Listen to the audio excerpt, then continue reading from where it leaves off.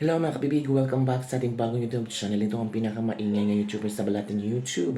Ako si Kabibig, maglebak-lebak na ta. Ito na kabibig, good news ito para kay Pangulong Rodrigo Roa Duterte.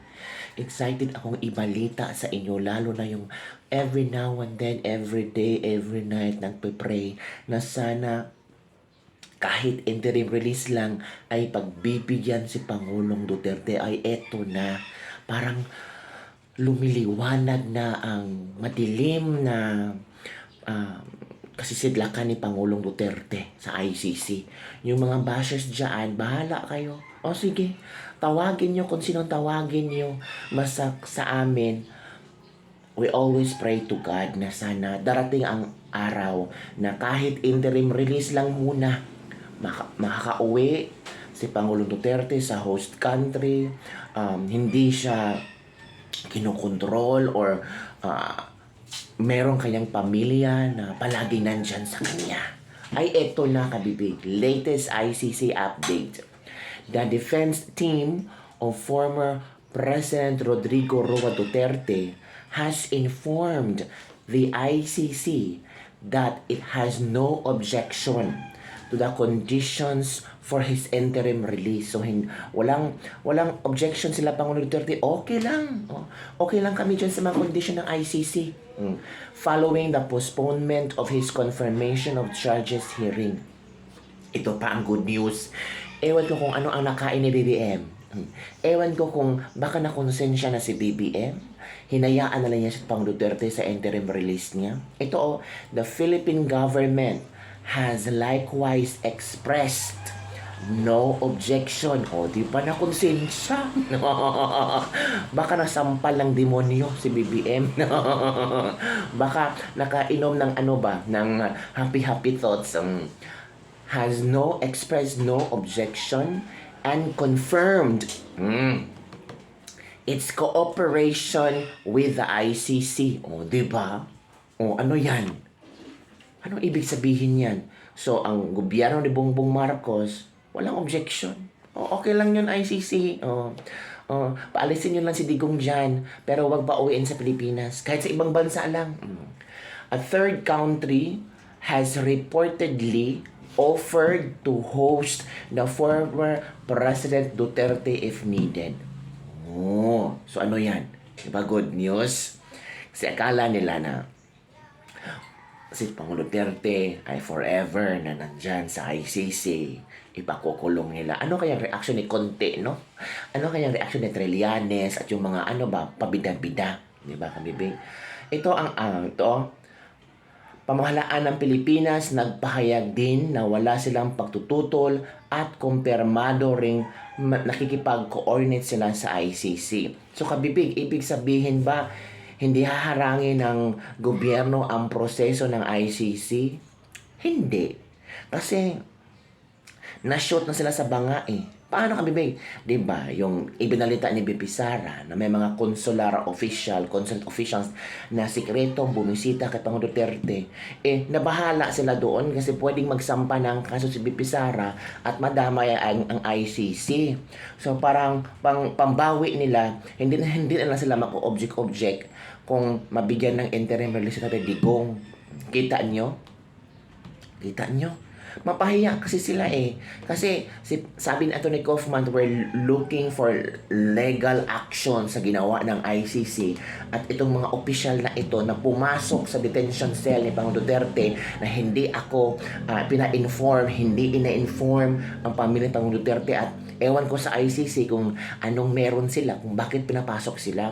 So ngayon, pambawi ni Bongbong Marcos, takot si Bongbong Marcos baka madamay sila sa gagawing legal ni action ni BP Sara, ay hinayaan na lang niya, sige, ICC, sige, wala kaming objection, wala kaming pagtutol sa kung ano ang gagawin nyo kay Tatay Digong, kung i-release nyo siya, i-release nyo na lang. Natakot.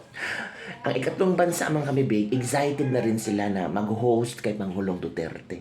Di ba? This is a very good development. Magsaya tayo.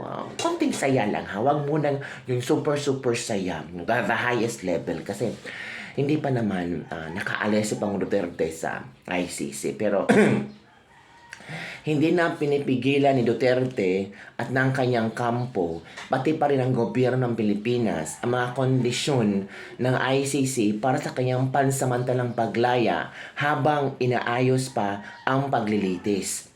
Mayroon pang bansang handang magbigay ng lugar para pansamantalang tirahan ni Duterte kung hihilingin ng ICC. Di ba? Ito ang mga komento ng ating mga netizen. Keep PRRD safe, O Lord. Cover him with Holy Spirit. Shower him with your holy blood, Lord Jesus. Protection be upon him in Jesus' mighty name. Amen. Diba? Ang sese mabasa natin dito ba na puro positibo lang ang komento ng tao. Praising Lord, asking Lord or our Jesus to protect PRRD.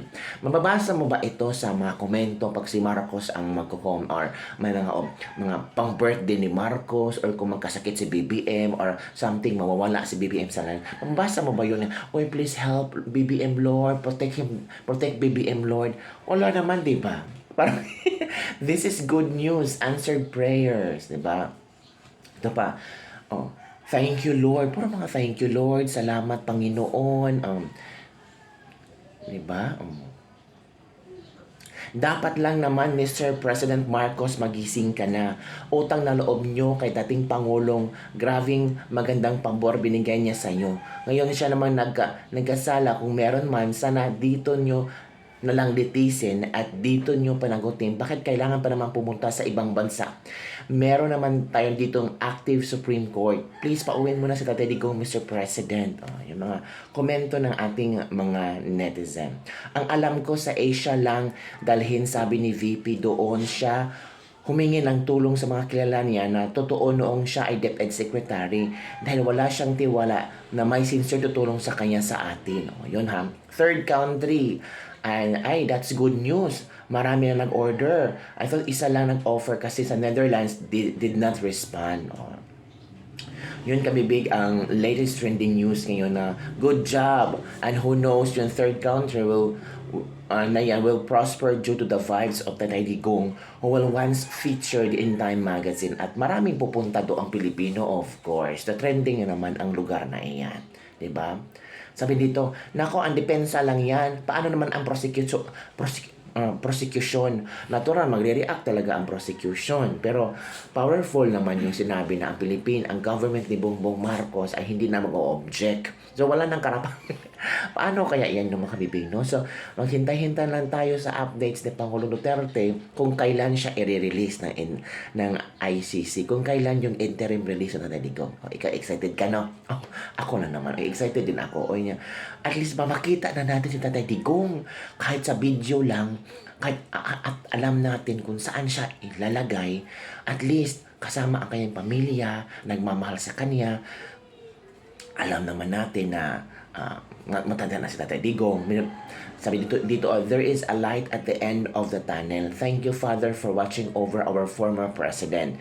May his interim release be done swiftly. Tingnan mo, ang ganda ng mensahe ng mga taong nag-comment ba sa post, mga kabibig. Diba? Ito pala yung sa ICC. Ito.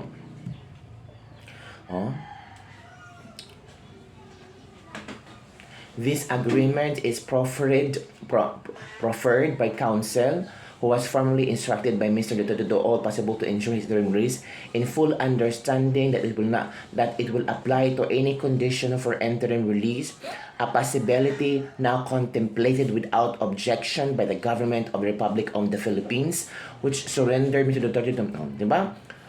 Okay? Without objection by the government of the Republic of the Philippines, which surrendered. So tayo pala ang nag-surrender kay Digong. Mr. Duterte to the International Criminal Court. Kaya nga sabi dito, he was not surrendered. Kidnap and being surrendered is different. Sabi nito, Republic of the Philippines, which surrendered Mr. Duterte, kakayang bansa sa rin taong binigay lang. Diba, nabasa ko dito ha. Ito, a possibility now contemplated without objection by the government of the Republic of the Philippines, which surrendered Mr. Duterte to the International Criminal Court. Ang sakit naman ng word yun, oy. Tayo pala ang nag-surrender kay Pangulo Duterte. Palace Police Police Officer Undersecretary Claire Castro said Wednesday that Vice President Sara Duterte seemed to benefit from her travels abroad after she said a third country already expressed approval to host her father, former President Rodrigo Duterte. Si Castro, alam mo si Castro, no? Posibleng matanggal ito kay matanggal to kabibig kasi kung ano-ano lang lumalabas sa kanyang bunganga. O, di ba? Yun mga kabibig. Sabi dito, to Claire Castro, di po permanent yung position natin sa government. Pagtapos ng term ng boss mo, wala na siyang paki sa'yo. Huwag palaging arf-arf te. Arf-arf. Government na bulok o President Marcos mo, dapat lang tanggapin ang pamamahalaan ni Marcos dahil hindi sa kanya ang Pilipinas. Taong bayan ang tatanggap sa kanya, hindi ang mga ganid na politiko. Yun lang kabibig. Don't forget to like, subscribe, and share this video. Bye everyone. See you next time.